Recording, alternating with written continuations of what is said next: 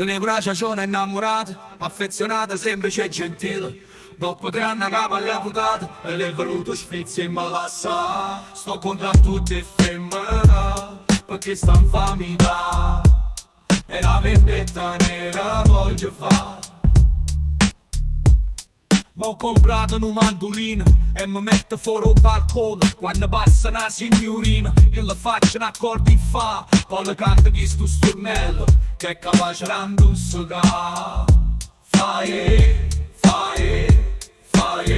Fai, lo brotte paesa.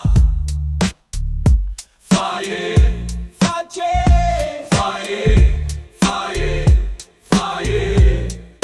ti piace sto piezza fra.